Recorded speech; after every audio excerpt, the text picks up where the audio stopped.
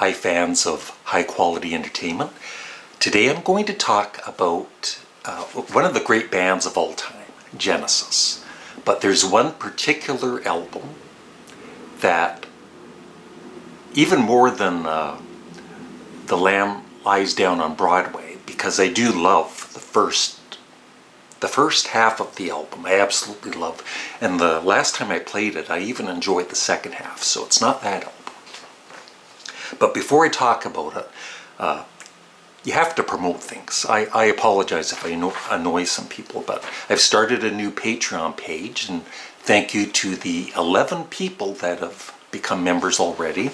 The link should be below in the description or at the end of this video. I've already done reactions to Jeff Buckley and Nick Drake and Oasis, with Head of the Herd and Anger Fist coming up in the next day or two.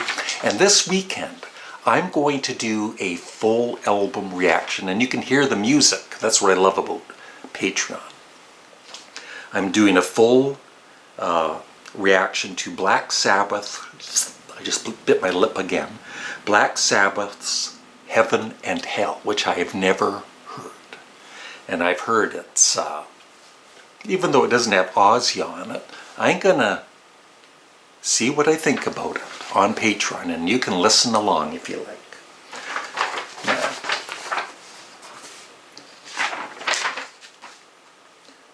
These aren't in any order, but I'm just going to quickly say what I think about these Genesis albums.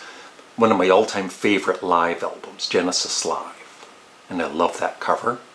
The only thing about it is, of course, Supper's Ready, which this photo is taken from, is not on the album. I wish they would expand it.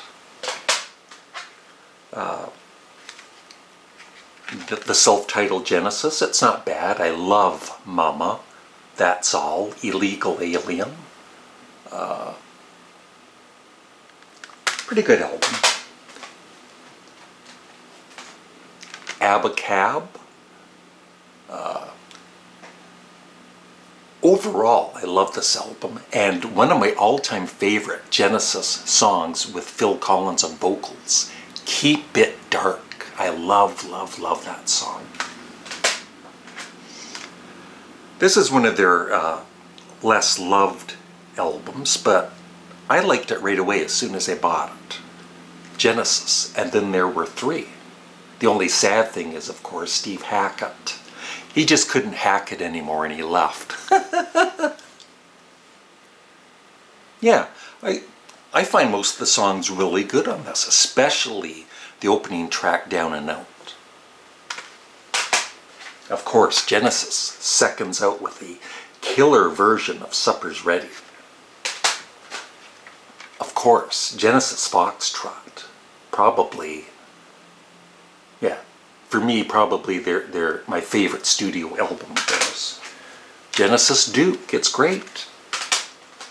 Genesis Invisible Touch, not one of my favorites, but I don't mind it. Genesis The Lamb Lies Down on Broadway. Like I've said, I did a video earlier about this. I love the first half of the album, and of course, Carpet Crawlers is a classic.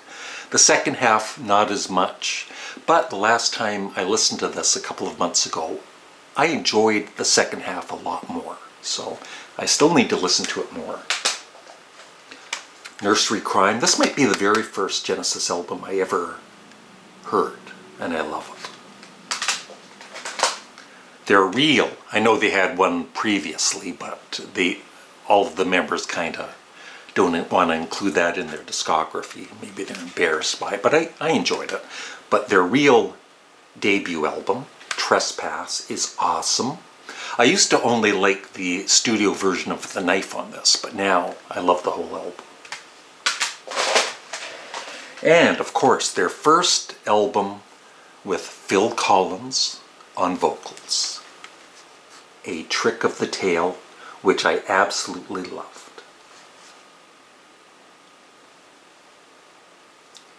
My audience. So yeah, first of all, I want to mention about this. When this came out, it was so good. Like, props to the band stomach growled. Props to the band for carrying on without the amazing Peter Gabriel. I don't know why I'm talking out of the side of my mouth again. I do that sometimes. And I bought a recent magazine just on Genesis, and I never knew this, but the very first show that Genesis did with Phil Collins as the singer was in a place called London, Ontario. I know somebody from around that region. And that was March 26, 1976. And I saw this tour in April, I saw this tour April 3rd, 1976 in Ottawa, Ontario. It was the 7th show with Phil Collins on lead vocals. And Bill Bruford was on drums. I'm not sure if Chester Thompson was on that tour. I don't think he was, but who knows. Well, one thing I do remember about, I went with my older brother and sister. And it was, from what I remember, I don't remember too much about it, but I enjoyed it. And the one thing I remember is seeing the band, playing, and I'm watching this audience member, and he's turned around from the band, and he's like snorting coke. It's I guess he loved the show.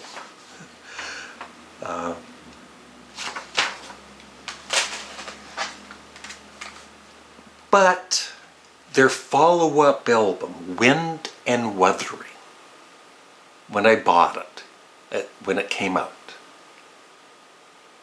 I just was not impressed with it. And through the years, I will try to get into it.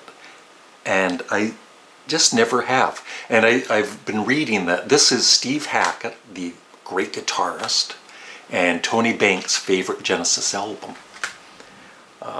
And Mike, what's his name? Mike Rutherford. I just woke up. It's not his favorite album. He thinks there's a couple of weak songs on it. And what's really weird about this is the night I decided to listen to this again, and I'm reading about it on Wikipedia and everywhere, I was listening to it on December 17th, and that was the date that it came out in 1976. Wow. Talk about coincidences. So the first track, 11th Earl of Mar, it's not bad, but also what I will say is Phil Collins, sometimes his vocals on this album, like on Trick of the Tail, I thought he was really good overall. But on this one, it's like, he's just not into the lyrics, or it's just not, I don't know. I'm missing Peter Gabriel, I guess, on this album. Just for me personally, it's not a favorite of mine. The second song, One for the Vine, I love the second half when the tempo changes. I think every time I listen to this, it's like a bit of a surprise. It's like, oh, there's some energy there. Your Own Special Way is, I know it's not some Genesis favorite song, it's a love song. It's when they started to get a bit more commercial, but it's not a bad song. And then What Gorilla is just an instrumental. And I know that Steve Hackett had a song that he ended up using on his solo album, and he wanted his song on the album, and so he wasn't very happy that they chose the instrumental instead. Then the rest of it, I know that, is it Blood on the Rooftops? A lot of Genesis fans love, but it's just, I just cannot get into the album, and I'm just wondering, it's just me, right? I know that a lot of Genesis fans would love this album, but did it take some of you Genesis fans a few listens to appreciate this? Or maybe it's not one of your favorite albums. I would just love some comments on Wind and Wuthering. And maybe you think I should give it another chance. I don't listen through the years I haven't played it a lot. But, once a year or whatever, I'll pull it out and listen to it, and it still does nothing for me. So I'd love your thoughts on Genesis, Wind and Wuthering. And I hope you become a Patreon. I'll be checking out Black Sabbath with Dio this weekend. Bye.